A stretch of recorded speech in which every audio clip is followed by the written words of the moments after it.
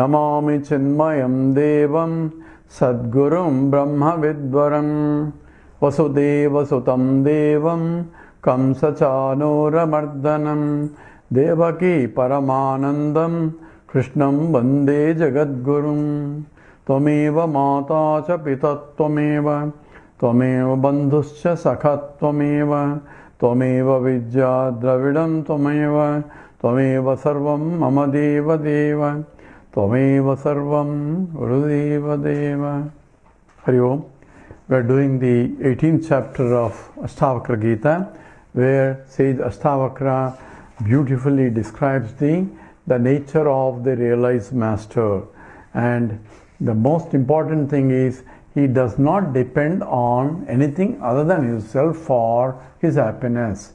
Even depending upon himself is he recognizes that I am of the nature of happiness. The existent consciousness, limitless Brahmatvam is my intrinsic nature, and being Brahman, I mean there is nothing other than me. Being infinite, happiness is, or limitless, happiness is my intrinsic nature. Only when it is limited, your unhappiness comes into picture, because any limited being wants to become infinite, so there is a longing mind or a wanting mind is still there. So only mind that is no more wanting or no more longing is the mind that is fully contented all the time, not just when the object is fulfilled. All the time, that mind which is self-satisfying, self-existing, and therefore recognizes that Aham Brahmasmi, then I have no more dependence. Any other philosophy where you have to go moksha means go somewhere else and all that, it is again limited by either space-wise, time-wise, or object-wise. Desha Kala Vastu Parichinnam, that is object-wise, space-wise, Desha, and object, the Vastu-wise, object-wise, I am different from me, he is different from the other. So in other philosophies where you go to a Vaikuntha or Kailasa, every jiva is different, because jiva Bhinnatvam, jiva Jagat, the Vaikuntha Bhinnatvam, and jiva Ishwar Bhinnatvam, and in the Vaikuntha there are other people also, objects also, including Narayana. So if there is a Bhinnatvam all the time, whenever there is a Bhinnatvam, there is always a problem. Udara mantaram kudute atadasya bhayam bhavati. Even a speck of difference will contribute to the unhappiness. And what the Vedanta says. So, no, you are not going to be happy, you are going to be always happy because you are near Narayana. That's a statement, but logically, there is a difference between the Nitya Muktas, there is a eternal liberated souls in the Vaikuntha, where Narayana is different, Lakshmi is different from Narayana, and the Garuda is different, the Vishwaksena is different. So there is a hierarchy of jivas who are close to Narayana, protecting that abode of Narayana. So you are always all the way and the further and further away, because your hierarchy of your nature is quite far. Even though proclamationally that you are very happy there, still the happiness gets limited, because you are not that, you are not this, you are not this. There is limitations of everything, and therefore only way one is absolutely and incomparably happy is only when Aham Brahmasmi. That means there is nothing other than me for me even to compare. There is no Sajati, Vijati, Swagata Bheda.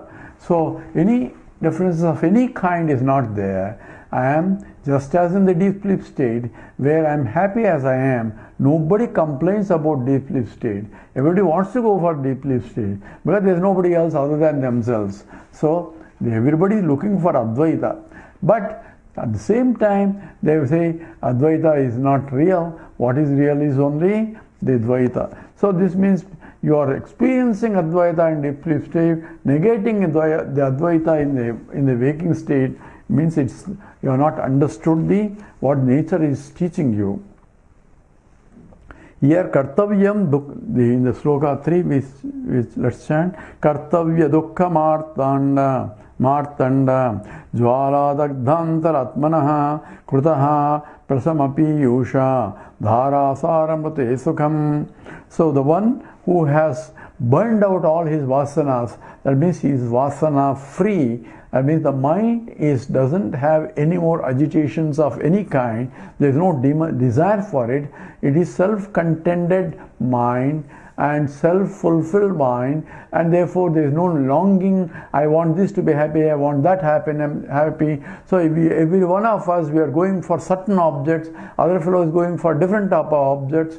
Even though he doesn't want coffee, he wants tea to be happy, and other third person wants coffee for him to be happy, and another person wants neither coffee nor tea because there is no happiness in that. Happiness is somewhere else. So everyone is looking for happiness, but in a particular object that they have desires. The desire for coffee or desire for tea or desire for coke or something is because of previous vasanas there.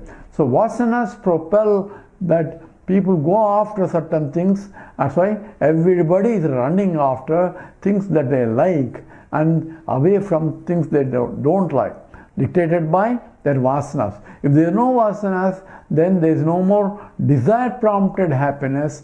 If I am contented, fulfilled, I don't need anything, nor I hate anything. Therefore, if it comes, okay. If it doesn't come, also okay, because I am full as I am. That recognition is what essentially is one who is drinking the absolute happiness all the time. Whereas no more agitations in the mind that I need this, because everything that he needs. If mind is contented, there is no more wanting mind or longing mind or a desiring mind. It is the happy mind, because sarvam paravasham dukkam, sarvam atmavasham sukham, etad vidya samasena akshanam sukadukhayoho. In the Manusmriti says, anything depending on other than myself is a cause for suffering. So sarvam paravasham dukkam, any dependence on other than myself is a bondage and it causes the suffering, whereas sarvam atmavasham sukham, any dependence on completely on myself as myself, that is atmani eva atmanatushtaha, that is sthita prajnaha. That is where I am always fulfilled. There is no more desire for me to add anything, and nobody can add anything because I am already infinite. If at all I do anything, not for my sake, but for satisfying the desires of the people who depend on me. That is a real love. The other love is called attachment. If I depend on something other than myself, that's called attachment. Whereas if I let other people depend on me for their happiness, because they have not understood that happiness doesn't come from anywhere outside other than from themselves, since they are still longing for something, and since I am full, I can always give, and nothing will be decreased because I am infinite. Infinite minus anything is still infinite. That is the Purnamadah Purnamidam Purnat Purnamudachyate. From Purnam, from infinity, if anything is taken or added, it will remain only Purnam only. That is essentially the nature of the reality. We'll now sloka 4. Bhavoyam bhavana matraha, bhavoyam bhavana matraha, nakinchit paramarthataha, nakinchit paramarthataha, nastya bhavaha swabhavanam, nastya bhavaha swabhavanam, bhava vibhavinam, bhava vibhavinam. Together. Bhavoyam bhavana matra nakinchit paramarthataha nastya bhavam swabhavanam bhava vibhavinam. So bhavaha, I am bhava, this universe. Bhavana matram is merely made up of thinking, means it's a projection of the mind. So we'll analyze that little. So bhavana matram and nakinchit paramarthatha. There is absolutely no absolute reality. There is essentially no absolute reality. Paramarthatha nakinchit. There is nothing of absolute nature in this creation. So you have to be very careful here. So what is what is that is been negated is only that which is apparently the superficial existent names and forms that are different from this. So I am this. This means this is different from that, that is different from this. So the differentiation implied in I am this universe. Ishavasya midagam sarvam. This entire universe is pervaded by Ishvara. This is essentially excludes that. So when you say this is infinite, it excludes that is Purnam Idam, and therefore it excludes that. Therefore Scripture comes says, don't exclude anything. Purnam Adam also. Adaha, that is also infinite. So you cannot have this is infinite, that is infinite. And you can have two infinities. So this and that are one and the same. It's only from the reference point. So Purnat Purnamudachyate. That came from this only, or this came from that only. And infinite came from infinity. It means infinite plus infinity, infinite minus infinity is infinity only. Purnat Purnamudachyate. Therefore, Purnasya Purnamadaya Purnameva avasishyate. Only infinity alone remains. That is what essentially Bhavoyam Bhavanamatram. This entire universe of names and forms. So universe is nothing but Jagat. Jayate Gacchate. Things are continuously changing. So Dinayaminyo Sayam Prataha Sasira Vasanto Punarayataha Kala Kridati Gachat Vayuhu Tadapinapinchas Asha Vayu. So continuously changing, years have come, years have gone, people have from a childhood also continuously growing until one kicks the bucket. So people in generations have come, they think that that's going to be permanent, but they are replaced by next generation, and they are replaced by next to next generation. So continuously moving, people are living and dying, people are living. So many say, Are Rajulu Ajjam Geluvare. So there are many kingdoms have come, kingdoms have gone, and everybody thought that they're going to be famous, but they are all forgotten in the flow of time. And this is what essentially in the Bhagavatam,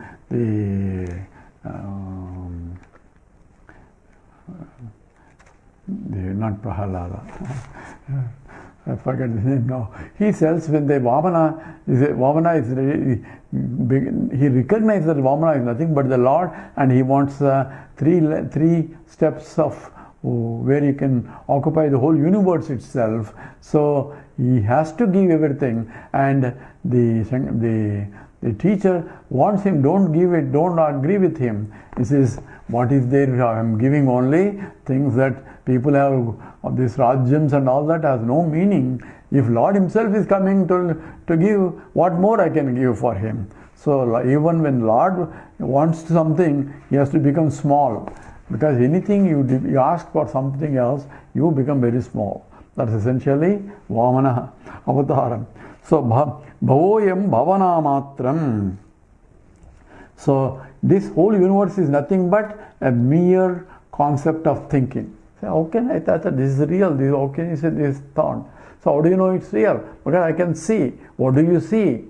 So when I see an object, I am taking as though the object, because my mind has to be awake, and the perception of the world, or perception of this object, that object, and the difference between the object to object, all differences of Sajati, Vijati, Swagata Vedas, the internal differences and difference between one Jati and another Jati, the tables are different from, chairs are different from, carpets are different, each is a Jati, and between the inside the Jati, this is chair is lazy boy chair, or that chair, this is a straight chair, there's a red chair, there's a white chair. So internal, in that jati, within the chair jati, there are differences of chairs.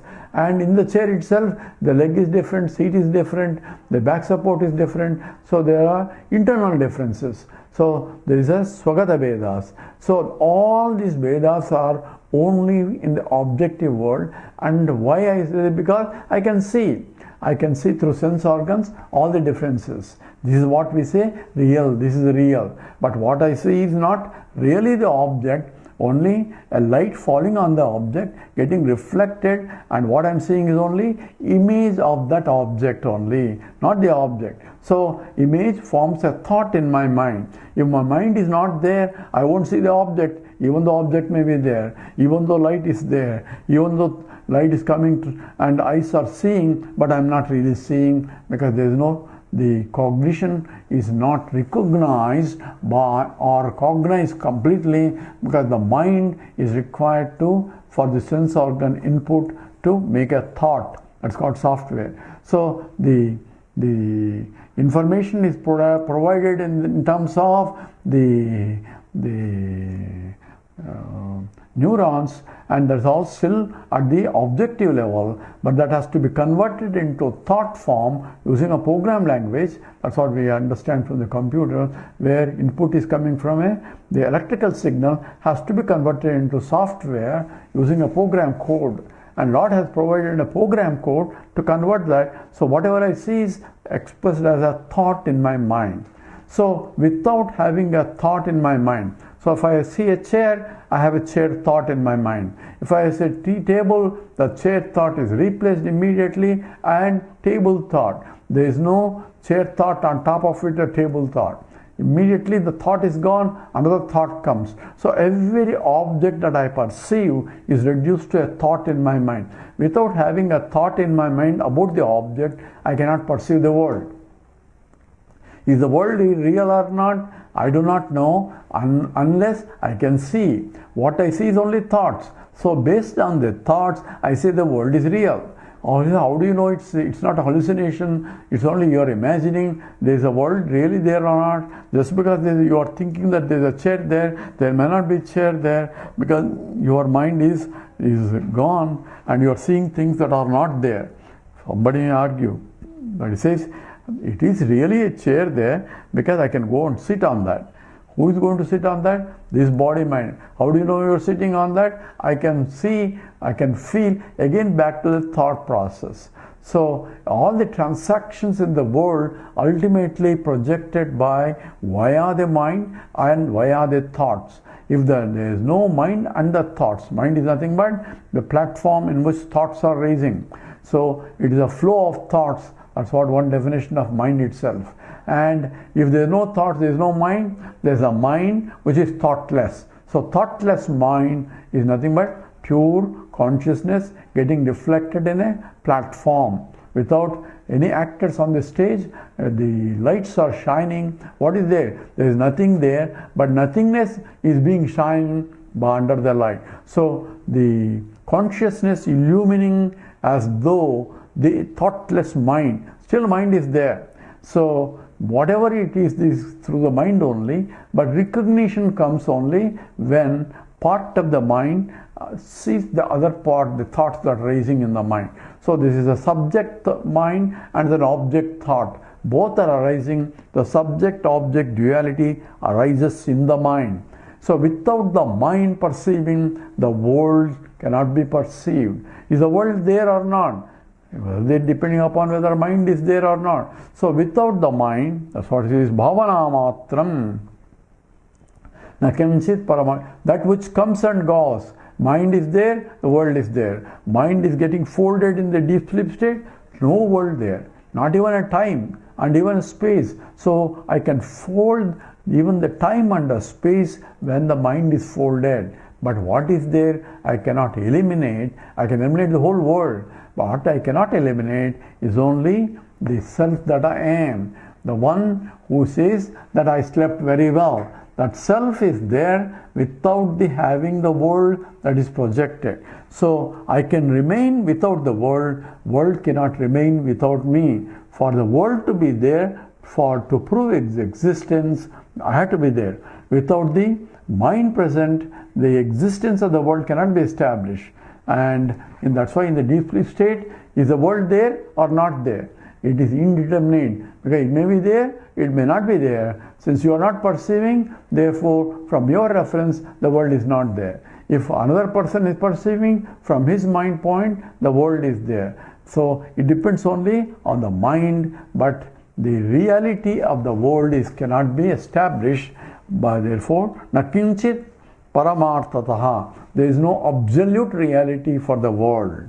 Therefore, bhavoyam bhavanamatram. So, this bhavaha, ayam bhavaha, this entire universe, entire objective world, that's what has to be careful. So, bhavaha, this entire objective world depends upon my own. Objective world, how about subjective world? I am projecting myself without thinking about any world, like daydreaming. Still, what you are seeing is an object and you are a seer of the objective world, as in the dream world.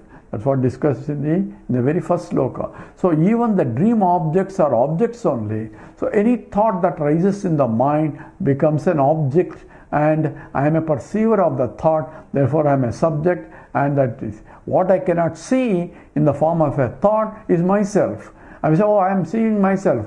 What are you seeing? As what? Again, I am so and so. So and so is again another thought. So you are assuming, you are projecting a thought form for you, but not you. So therefore, you cannot be an object of your own mind, and you cannot, other people cannot see you in your own mind, whether you have mind or not. They may infer that you are having a mind in your thinking and expressing that thoughts in a form that they can appreciate and say, this fellow is thinking, therefore it has a mind. Otherwise, they won't know. What they are seeing is only your face and the body. That is gross matter only they can see. And the subtle matter they cannot see. And no one can see. Even the science who say mind and all that, they themselves do not know what the mind is. So there are theories of what is mind, is a mind matter. So there is a psychological theories, there is a philosophical theories, but nobody knows what the mind is. But everybody uses the mind. At the same time, they cannot really define because they cannot objectify it. At the same time, an objective scientist says anything that cannot be objectified cannot be real. Because you say, I cannot objectify this truth, or these are all the notions in your mind, and they may not be true because it's not objective thought. So prove Lord is there. How? He has to show some form or something he can recognize. If that means in the form of another thought. So thought cannot be seen and thought cannot be known unless you express in some form. But he is ready to deny that which he cannot see, but at the same time he wants a proof that he can see, which cannot be seen. All these are involved anyway. Nakinchit paramarthataha. So there is no absolute reality for this world, because paramarthata means what is real. Paramartha means that which is supremely real. So how do we define real? Real is that which cannot be changing. So here is the definition from the Advaita point, where the reality of the plurality, now that which is changing cannot be real, and that alone which does not undergo any change alone is real. So I am there, waking state is there. I am there, dream state is there. I am there, deep sleep state is there. And states are changing. So I am not the waking state, I am not the dream state, I am not in the deep sleep state, because I can exist independent of these three states, pervading all the three states, therefore different from all the three states. I cannot objectify myself that I am, which is beyond space and time. And that is my true nature, and that's what is called paramarthika. Since it's beyond the space and time, it doesn't undergo any mutation, therefore that alone is real. So definition of real is trikala abhaditam satyam. That which remains the same in all three periods of time alone is real. Na asti abhavaha swabhavanam bhava vibhavinam. So bhava vibhavinam. So nasti abhavaha. So non-existent cannot exist. And swabhavanam, the intrinsic nature, the bhava abhava. So existent cannot exist, non-existent cannot exist. So what is existent, what is real is only paramarthika. Pure existence alone can remain, and whatever the other one, the whole thing that is changing, we call it neither existent nor non-existent. We cannot say non-existent because it is there for me to see. At the same time, it's not absolutely real because things are changing. Anything that is changing cannot be real. But at the same time, since it is there for me to perceive, so it's real enough for me to see, but not real enough for as an absolute. So it's called Sadasat Vilakshanam, and that's what is called a Mithya in Advaita Vedanta. So the theory has been criticized by other people, but it is essentially absolute truth. You have a criteria of 3 degrees. One is pure existence, another is non-existence, and the third one is in between, which is neither pure existence nor non-existent. And the world comes under that category. So Shankara says, Drishyatvat. Because you are seeing, therefore it's not real. Since you are seeing, it's not unreal, therefore it's called Mithya. Whereas other philosophies, because you are seeing, therefore it's real. So seeing itself makes it real, whereas because if it's not real, how can you see? It says, because I'm seeing, it's not really real, but apparently real. That's why the Advaita Vedanta differs in that. Nasti. So it is neither real nor unreal. Swabhavanam bhava bhava vibhavinam. So my intrinsic nature of the world itself is all that. So one can say, Aham Brahmasmi, I am infinite. So when you infinite, that includes the world. Yes. Then it includes the world. It is continuously includes changing and unchanging. Yes. But you say you are not that. Says, I am not the changing parts of the unchanging parts. I am that which is the substantive for changing and unchanging, which is real all the time. That means that world is there and world is supported by me only, that is changeless. That's why it's called Yatova Yamani Bhutani Jayante Ena Jatani Jivanti Yat Prayam Chabisham Vishanti. That is Brahman. That has to be known. Tad Vinyasasva. The world is rising from it and sustained by it and goes back into it. So not only its creator, but is a sustainer. Sustainer means it supports. How does it support? By being the very essence of it. So gold support all the ornaments. How does it support? Gold is nothing but ornaments itself in a different names and forms. That is called essentially the bhava, abhava. The ring is there, a ring is not really there. Why? What is gold only? So from different perspective, there is no ring. From other perspective, there is a ring. From the name and form on the name and a form basis, the ring is there, bangle is there, necklace is there. From the absolute essence point, there is no ring and a bangle and a necklace. What is there is only pure gold that pervades all the ornaments. So that is essentially its swabhavam. The gold appearing in many ornaments. Why does it appear? Because there is a demand for it.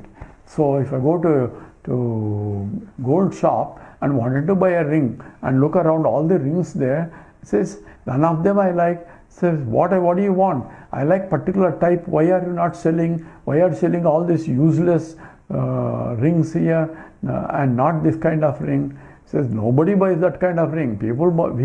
We make these rings only because there is a demand. There is a market for it. Otherwise the goldsmith will not make that kind of rings there. So because everybody wants it, he is making it. At the same time, the ring that you want, nobody wants it, therefore we don't make it. If you want it, we will make it for you under special. So what is made by goldsmith is only on the basis of the demand. They want particular types of rings, particular types of bangles, and if they don't like those rings, he will destroy it and make some other type which there is a market for it. So market changes, he will change the designs also. He will create new ones to appeal to the customers. So if there is a goldsmith, even though he can make anything, he make only those that are demanded by the public, by the customers. And the customers demand, same way the creator creates the whole universe, not any way that he wants. He creates universe as demanded by the customers. What are the customers? The people who want to exhaust their vasanas. They want this kind of world, other fellows want the other kind of world, and this demand is by their own karmas. They have to exhaust those karmas, and they need an environment to exhaust those karmas. That's why we come with the prarabdha karma to take an environment or to take a birth in a conducive the womb, that where when we born we can exhaust our vasanas with in that the body, mind, intellect. So that's what is called prarabdha karma. So whether the world is there, world is not there. If the changing world, from the changing point, world is not there. From the substantive world, substantive of the world, which is aham brahmasmi, I am the Brahman. From the substantive, there is no really world, depending upon how from what reference we are talking about. So that's why Krishna says both statements. Mastani sarva bhutani, all beings are in me. And in the next sloka, Najamastane bhutani, there are no beings in me. So very next sloka he is contradicting his own statement. It's not a contradiction. The gold can say all ornaments are in me. And the next level he said there are no ornaments. It's my own swabhavam. Swabhavam means my nature to be in varieties and names and forms. And that's what essentially Gaudapada calls it as Ajativada. There is no creation. What is there is natural state. Natural state based on the Vasana projection only. Natural state of gold is to be in different names and forms. Natural state of mud is to be varieties of pots and so on. And that's what essentially Bhava Bhava Vibhavinam. Bhava Abhava Vibhavinam. The existent self, non-existent universe, this intrinsic nature is ever remain continuously, because as long as vasanas are there, the whole world will go on. But the whole world can go on provided supported by we are a changeless entity, and recognition that I am the changeless entity makes my mind calm and serene. We'll go into more details in the next class. Om Purnamada Purnamidam Purnat Purnamudachyate Purnasya Purnamadaya Purnameva Vasishyate. Om Shanti Shanti Shanti. Harihi Om Sri Gurubhyo Namaha. Harihi